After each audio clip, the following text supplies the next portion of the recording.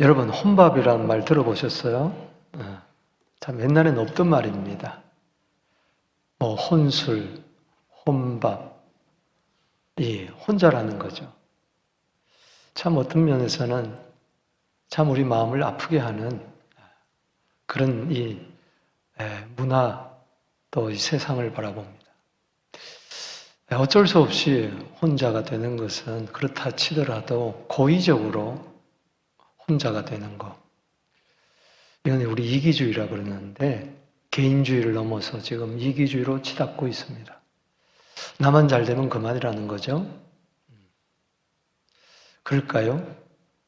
여러분, 예수님 오시기 전 그 700년 전에도 이사야가 이런 말씀을 합니다. 그 당시 사회상을 이야기하며 이사야 47장 8절에 사치하게 평안하게 지나면서 이렇게 이야기한다는 거예요. 오직 나뿐이라. 나 외에 다른 이가 없느니라. 여러분, 이사야에서 계속 등장되는 것은 여호와께서 나 외에 다른 이가 없다 하는데 그렇게 이야기하는 거예요. 사치하고 평안하다는 게 뭐예요? 돈 좀 있다는 것이죠. 모든 게 뜻대로 척척척척 된다는 것이죠. 그러니까는 하나님이 남다른 은혜를 주면은 같이 나누고 베풀고 섬기고 하나님께 감사하면서 뜻있는 삶을 살아야 되는데 오직 나뿐이라. 나 외에 다른 이가 없느니라. 끔찍한 이야기. 우리 한 분 옆에 분 인사해 보세요.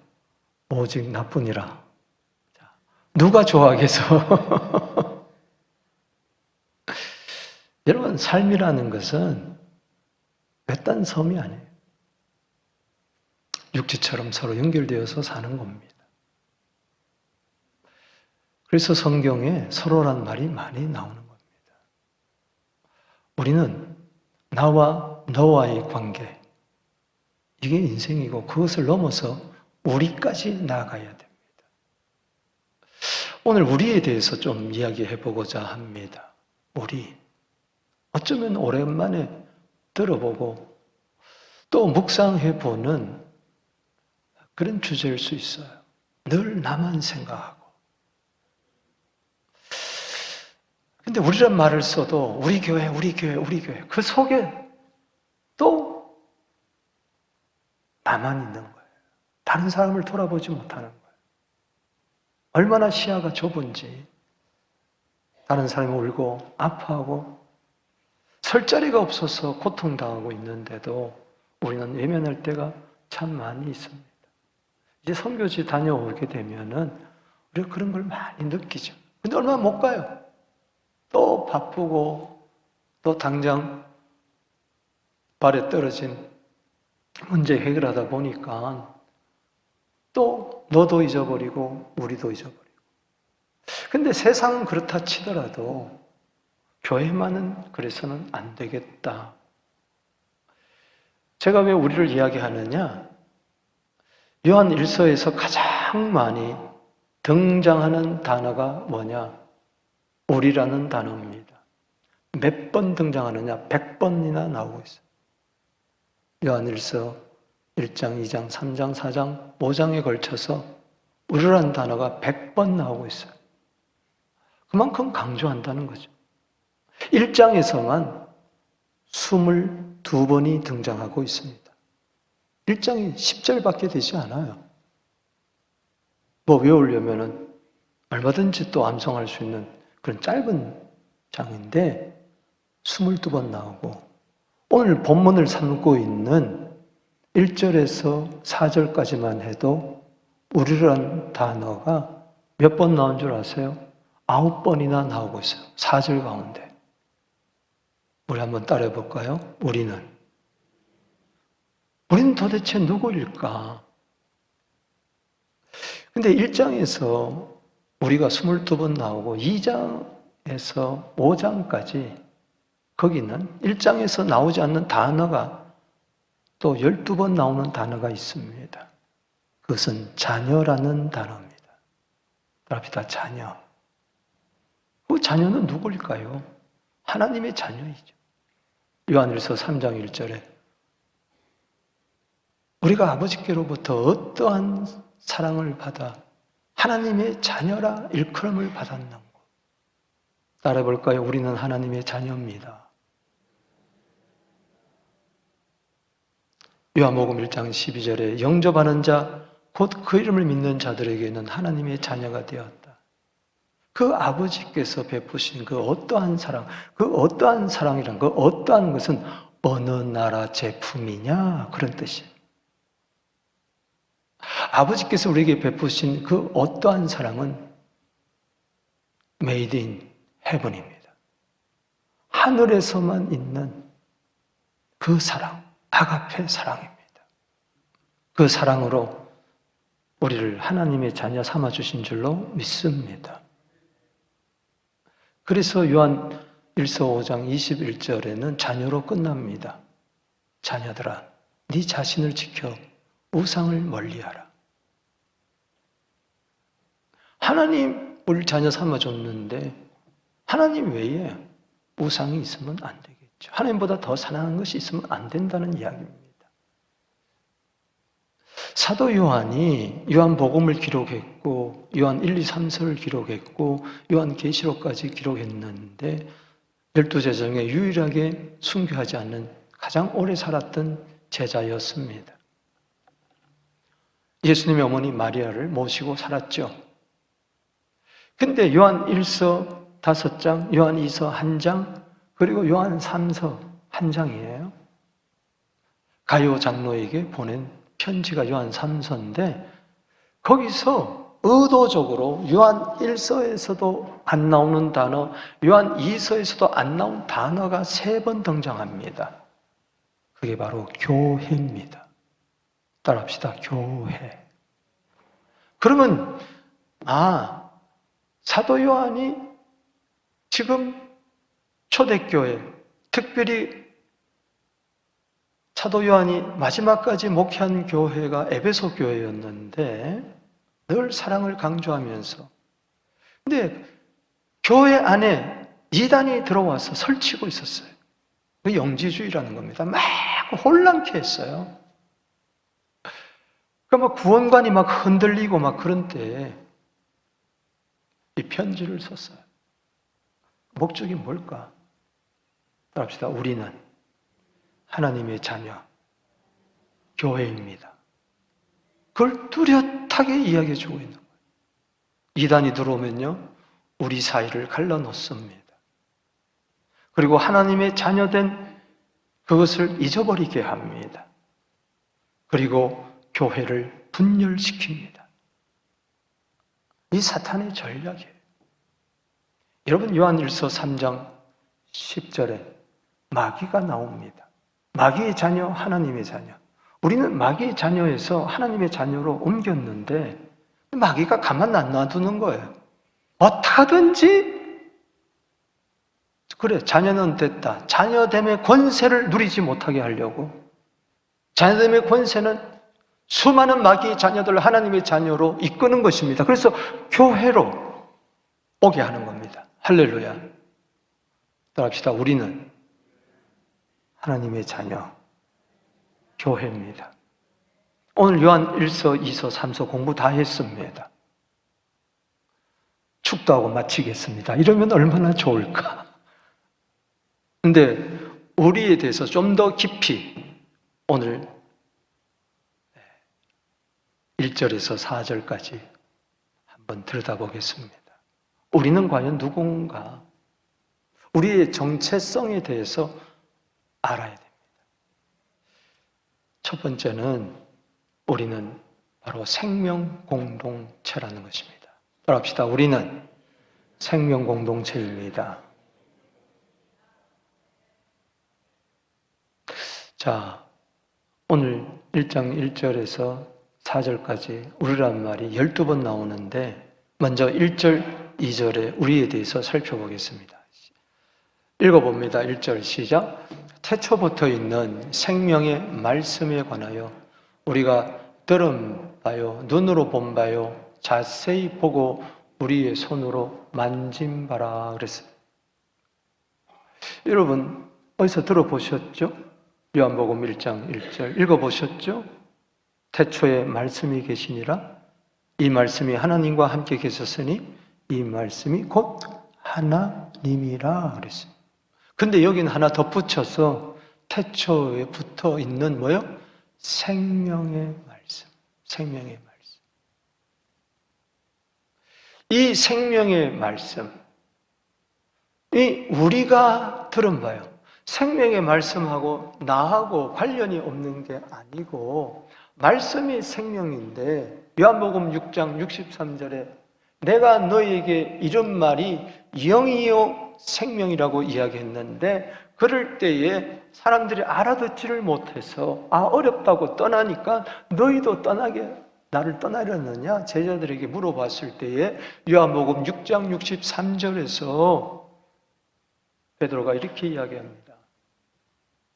영생의 말씀이 주께 있사오니 우리가 어디로 가겠습니까? 오늘 주님께 있는 그 영생의 말씀이 내 속에 들어온 것을 믿습니까? 우리 속에 들어온 것을 믿습니까? 하나님의 자녀가 됐다는 게 뭐예요? 교회가 뭘까요? 여러분, 개 보고 내 자녀라고 하지 않습니다. 돼지 보고, 고양이 보고, 반려견 보고, 반려묘 보고 내 자녀라고 하지 않아요. 귀엽기는 해요. 그러나 내가 낳은 아들, 딸이 아닙니다. 그 속에는 내 생명이 없어요. 하나님의 자녀라는 것은 하나님의 생명이 들어와 있다는 겁니다. 할렐루야. 예수님이 말씀인데, 예수님이 생명인데, 예수님을 가리켜서 생명이라고 스스로 자신이 이야기하잖아요. 요한복음 6장 35절에 내가 생명의 떡이다. 요한복음 8장 12절에 내가 세상의 빛이니 나를 따르는 자는 어둠에 거하지 아니하고 생명의 빛을 얻으리라. 요한복음 10장 10절에 도적이 오는 것은 도적질하고 죽이고 멸망시키는 것뿐이요 내가 무슨 양으로 하여금 생명을 얻고 더 풍성함을 얻게 하려 함이니라.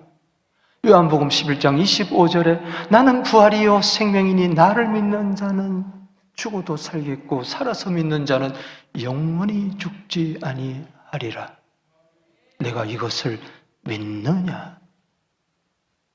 요한복음 14장 6절에 나는 길이요 진리요 생명이니. 그렇습니다. 말씀이신 예수님이 생명이고 말씀이 내 속에 들어와 역사할 때에 베드로전서 1장 23절에 말씀으로 거듭나 생명을 가지고 시편 119편 50절에 말씀이 나를 살린 생명의 말씀이 내 속에 들어오니까 생명의 예수가 내 속에 들어오니까 나는 본 어게인 하는 거예요. 하나님의 자녀가 되는 거예요.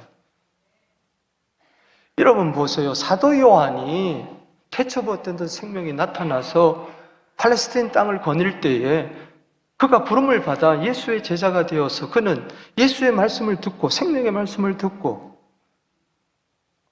그리고 보고 자세히 보고 손으로 만짐봐라. 그건 어느 정도 이해가 될 거예요.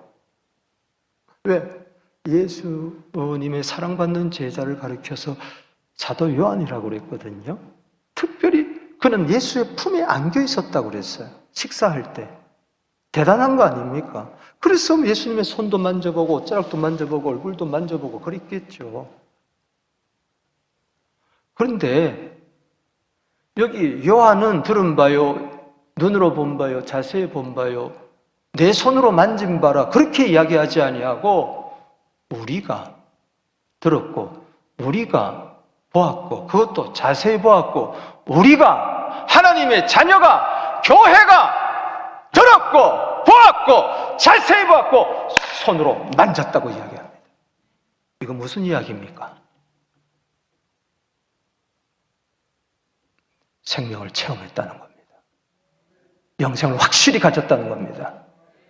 긴가민가가 아니라는 이야기입니다. 여기 2절 보십시다. 시작. 이 생명이 나타나신 바 된지라. 이 영원한 생명, 우리가 보았고 다시 합니다.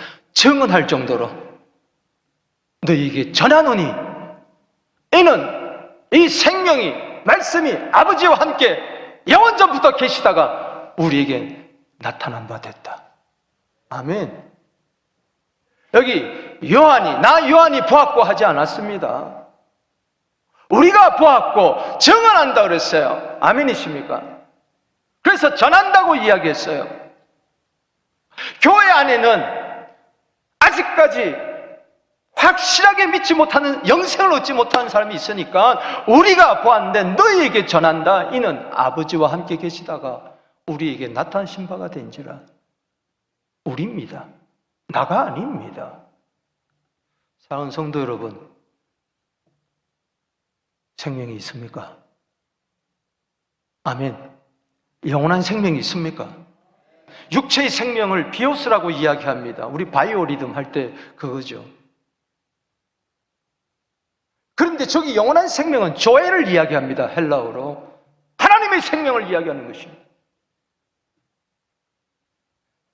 여러분,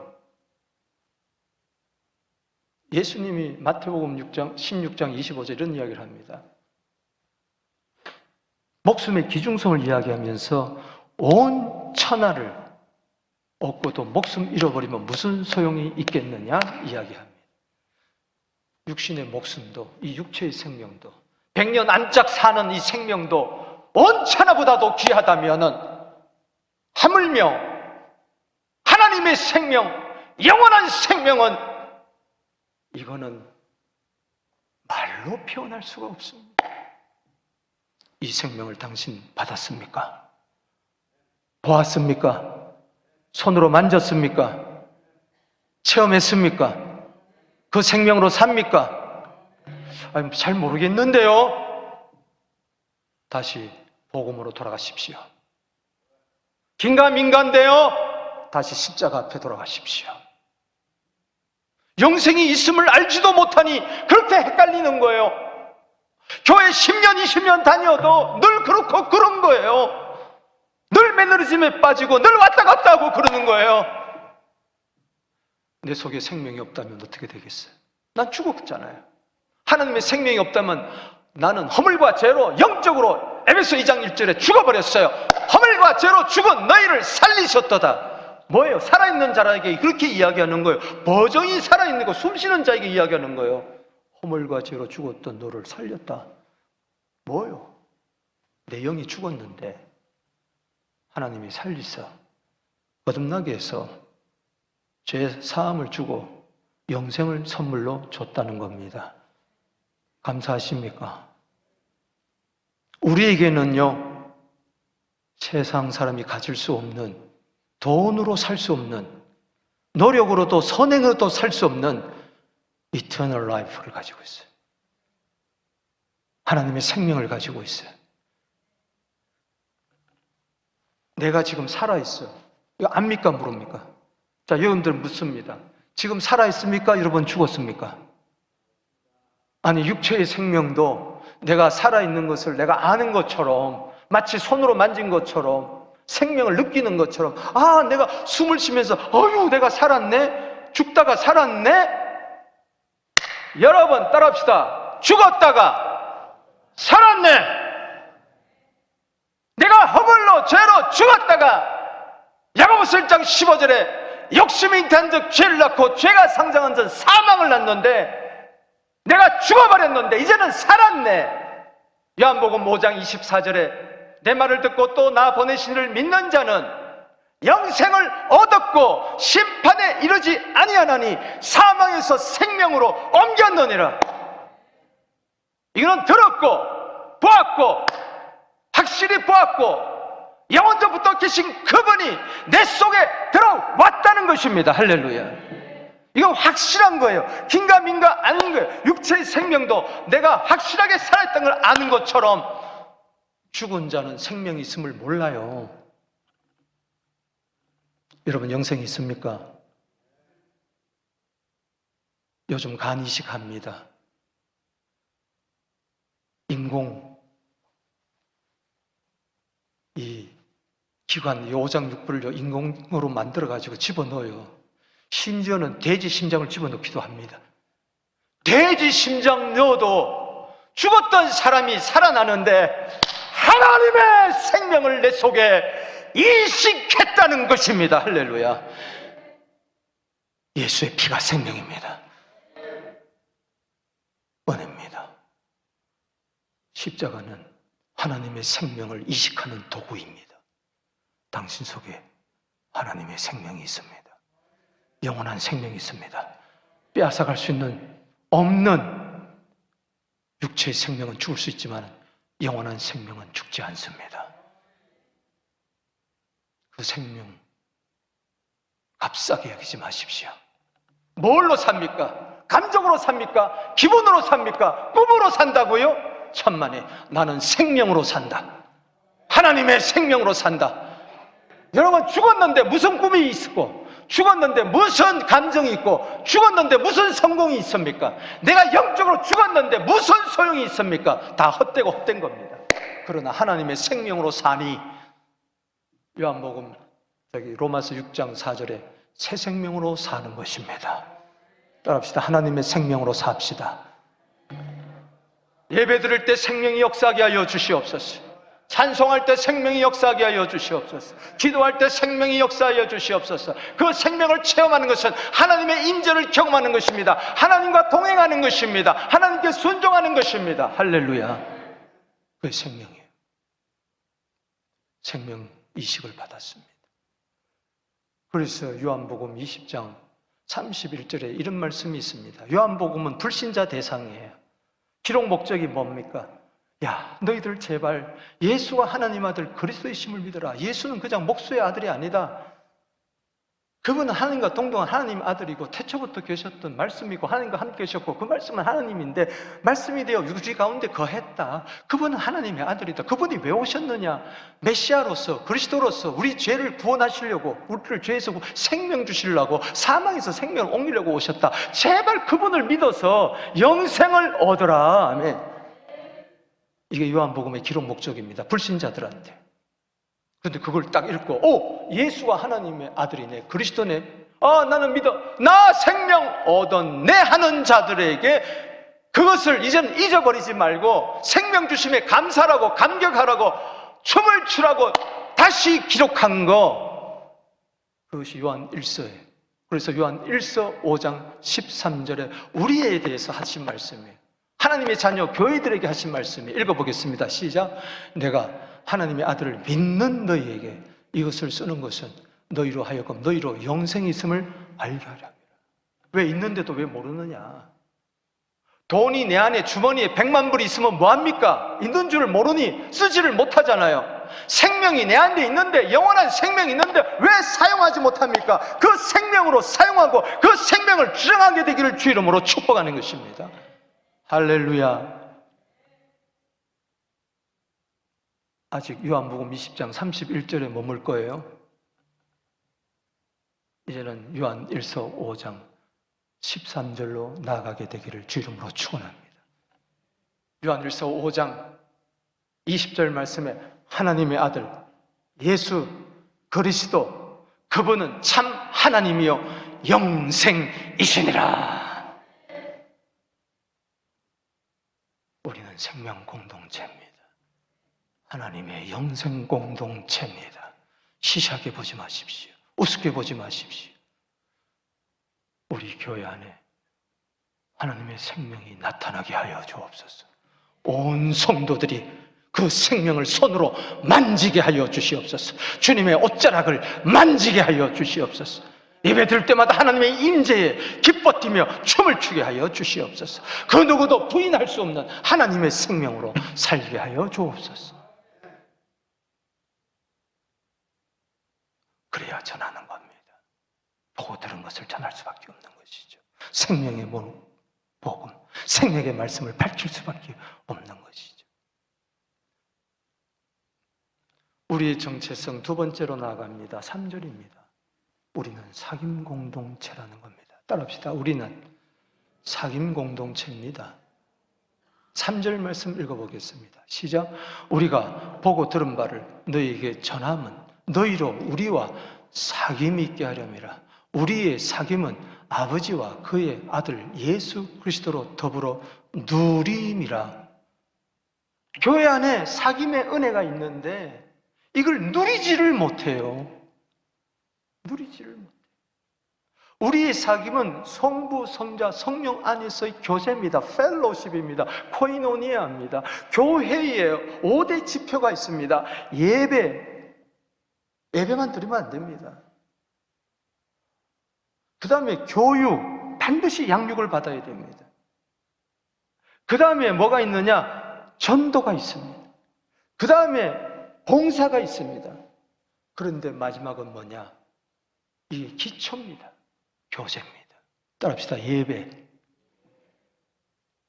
교육, 봉사, 전도, 교제. 교제가 없는 것은요, 교제는 사랑이기 때문에 사랑이 없는 것은 다 무너지고 맙니다. 헛된 예배입니다. 사랑이 없는 예배 무슨 소용이 있을까?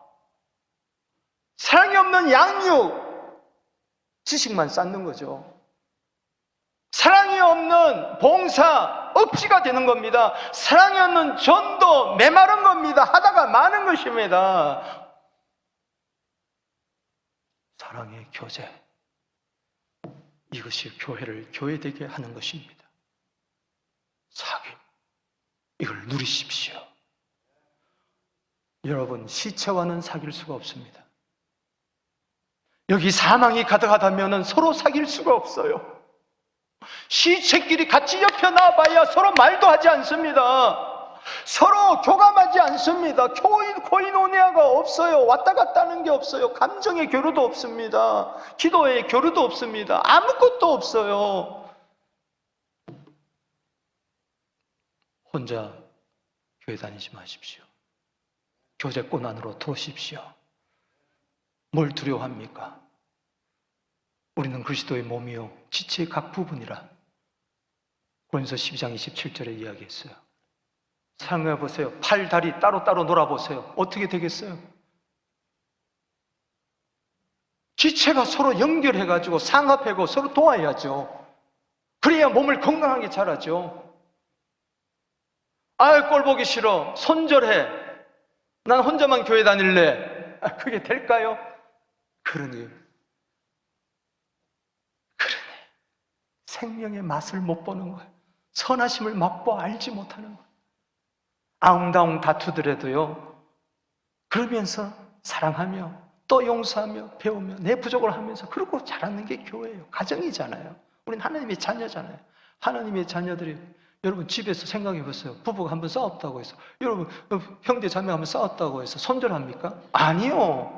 한 피바다 한 몸이론 형제요 자매요. 서로 사랑할 수밖에 없고 관심 가질 수밖에 없고 교제 가질 수밖에 없는 것입니다.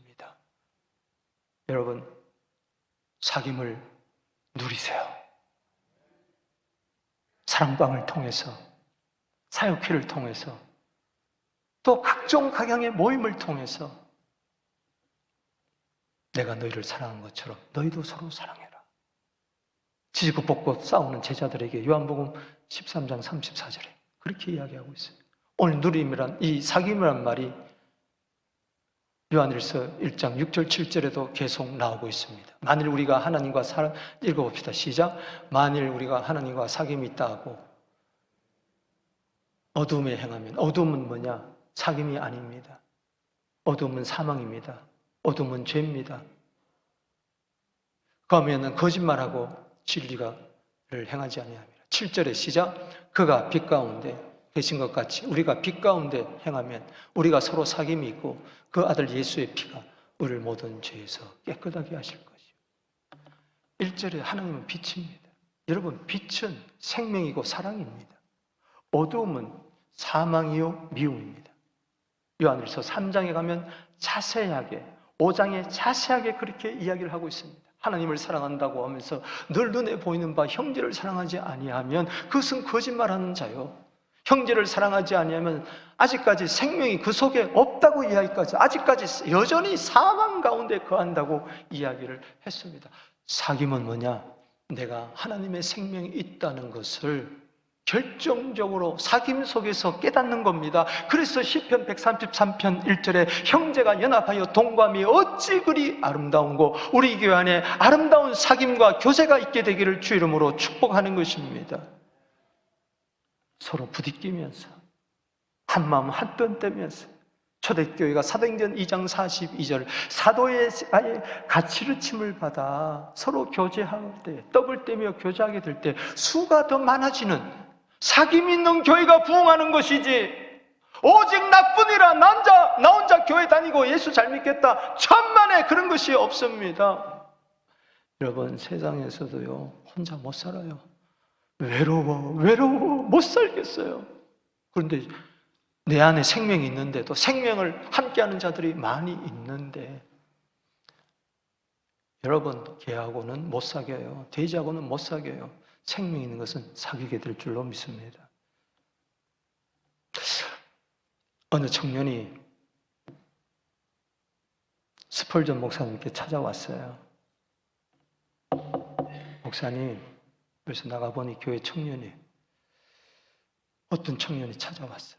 목사님, 교회가 왜 그렇습니까? 교회가 싸우고 다투고, 장로님들 보고 목사님 꼴 보니까는 이러니 청년들이 안 나오죠. 아이고, 난 교회 더 이상 안 나가랍니다. 교회 다녀야 할 이유를 모르겠어요. 그래? 그 화로가에 있는 석탄 하나를 또 꺼냅니다. 그러니까는 그렇게 펄펄 뜨겁게 그랬던 석탄이 금방 제가 식어버렸어요. 그리고 다시 쑥 집어넣었어요. 그래서 다시 활활 타오르는 거예요. 청년, 집에서 혼자 예배드리고 혼자 나뿐이라 하고 의롭게 살아봐. 금방 식어져. 금방 식어져. 왜 마태복음 24장 12절에 말세 주님 오실 그때 왜 사랑이 식어집니까? 혼자 있기 때문에. 혼자 있는데 무슨 사랑이 필요해요? 사랑하려면 서로 상대가 있어야 되잖아요. 그렇기 때문에 꼬라지 보기 싫어도 손절하지 말고 우리는 서로 뜨겁게, 베드로전서 1장 22절에 사랑하게 되면은 주님이 우리의 모든 죄를 깨끗하게 용서해 주실 줄로 믿습니다. 우리가 우리에게 죄 지은 자를 사하여 준 것처럼 우리 죄를 사하여 주옵소서. 아멘이십니까? 그래서 우리는 누구냐? 서로 사귀는 공동체라는 것을 잊지 마시고 히브리서 10장 24절 25절 읽어보겠습니다. 시작. 서로 돌아보아 사랑과 선행을 격려하며 모이기를 피하는 어떤 사람들의 습관과 같이 하지 말고 오직 권하여 그날이 가까울수록 더욱 그리하자. 스스로 모임을 피해버립니다. 난 더 이상 교회 안 나가. 그냥 온라인으로 예배 드리겠어. 그냥 뒷자리 가서 조용히 예배 드리다가 갈 거야. 왜? 편하니까. 그 편안이 주님의 평안입니까? 편안할 줄은 몰라도 평안은 없을 거예요. 컨비니언스는 할 줄 몰라도 피스풀한 마인드는 없을 거예요. 편안해 죽겠어? 아니에요. 평강해 죽겠어. 홍수가 나고 어려움이 있고 이런 가운데서도 서로 하나가 되어 로마서 12장 15절 말씀처럼 서로 돌아보고 함께 울고 함께 기뻐하는 그런 우리 모두 되기를 주 이름으로 축복하는 겁니다. 그게 우리예요. 우리에서 사귐을 뺐다면 나밖에 없어요. 나뿐이라밖에 없어요. 또 한 걸음 나아갑니다. 마지막으로 우리는 누구냐? 기쁨 공동체라는 겁니다. 4절 읽어보겠습니다. 시작. 우리가 이것을 쓰면 우리의 기쁨이 충만하니. 여러분, 기록 목적이 아까 요한 1서 5장 13절에 하나님의 아들 믿는 너희에게 너희 속에 영생이 있음을 알게 하려니라. 그런데 여기 기록 목적이 얼마나 급했던지 막바로 이야기합니다. 내가 이것을 너한테 우리가 쓰는 이것을 쓰는 것은 우리의 기쁨이 충만하게 하려 함이니라. 아멘. 지금 사도 요한은 자기 혼자 이야기하지 않습니다. 계속 우리는 하나님의 자녀다, 우리는 한 교회다 하면서 우리가 쓴다, 내가 쓴다 그러지 않아요. 우리가 쓴다 그랬어요. 우리의 기쁨이 충만하게 하려 함이니라. 오늘요, 주위를 돌아보세요. 우리 교회 안에도 돌아보세요. 숨을 헐떡이는 자들이 너무 많아요. 죽을 것 같이 힘들어하는 자들이 많아요. 목사는 다 알잖아요.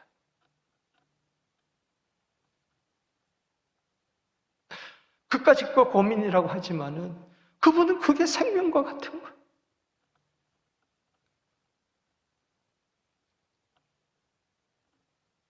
교회 안의 기쁨이 점점 사라져가고 있어요. 왜? 생명으로 살지 않고 사귐으로 살지 않고 나 혼자만 사니까. 그러니까 혼자 혼술 먹으면서 혼밥 먹으면서 지내는 거예요. 그게 교회 안에도 있는 거예요. 여러분, 교제권 안에서 풍성한 이 기쁨을 안 누리면요, 여기서 기쁨을 만끽하지 못하면요, 반드시 허전함이 있습니다. 예수 믿어도. 교회 다니면 허전해요. 그러니까 세상 가서 세상 것으로 만족하려고 그래요. 세상의 기쁨을 취하는 거예요.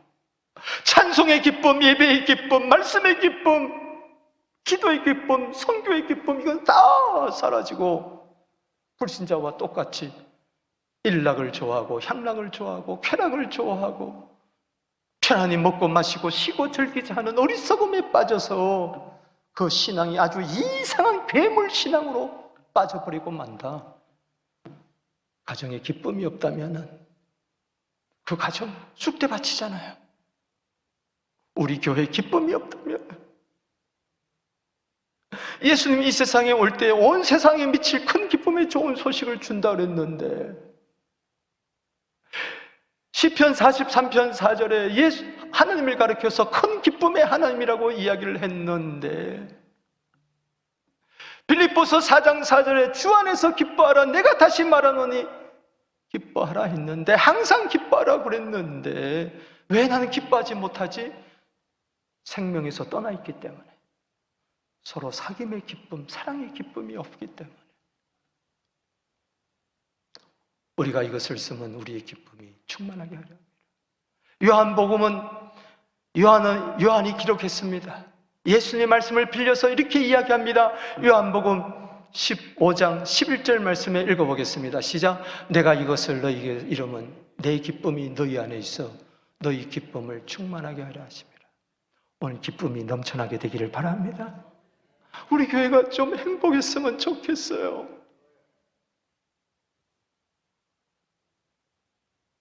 이사야 35장 10절 말씀처럼 슬픔과 탄식이 좀 도망갔으면 좋겠어요. 돈이 없어도 몸이 아파도 좀 문제가 있어도 예수 때문에 천국의 기쁨이 넘쳐나게 되기를 바랍니다. 구원의 기쁨이 넘쳐나게 되기를 바랍니다. 한 사람이 돌아왔을 때에 죽은 자가 살아났을 때 얼마나 기쁠까? 그 사람이 교제권에 와가지고 하하호할 때 얼마나 기쁠까?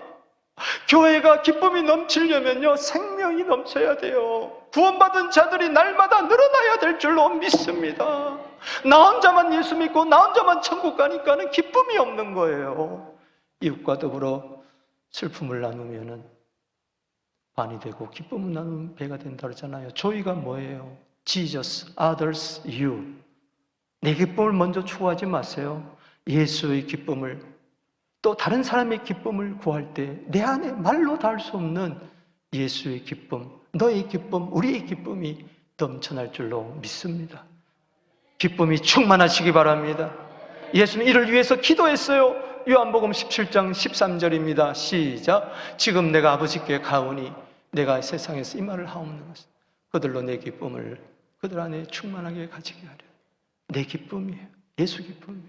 예수님은 승천하기 직전에 마지막 남긴 기도가 이거예요. 아버지, 저들이 제발 우리 안에 들어오게 하여 주시고 세상 사람들이 저들이 기뻐하는 걸 보고 저들도 우리 안에 오게 하여 하나가 되게 하여 주시옵소서. 오늘 여러분 마음이 어떻습니까? 말씀을 맺으면서 한번 읽어보겠습니다. 시작. 우리는 교회입니다. 우리는 하나님의 생명을 받은 생명 공동체, 서로 사랑하는 사귐 공동체, 함께 즐거워하는 기쁨 공동체입니다. 우리는 생명 사귐, 기쁨이 넘치는, 진짜 저렇게 되기를 바랍니다. 세상은 에스겔 골짜기처럼 사망으로 가득 찼어요. 교회만이라도 생명이 있어야 그들에게 생명을 나눠줄 거 아니에요. 세상은 시기와 분쟁과 다툼으로 가득 차 있어요. 교회마저 그런다면 세상은 소망이 없어요. 우리라도 서로 사랑하며 보듬도 두고 서로 위하고 축복하고. 시편 90편 10절에 우리 인생은 수고와 슬픔뿐이라, 수고와 슬픔뿐인 이 세상에 교회만이 참 기쁨이 있습니다. 이 기쁜 소식을 땅끝까지 전하는 우리 모두 되기를 주의 이름으로 축복하는 것입니다.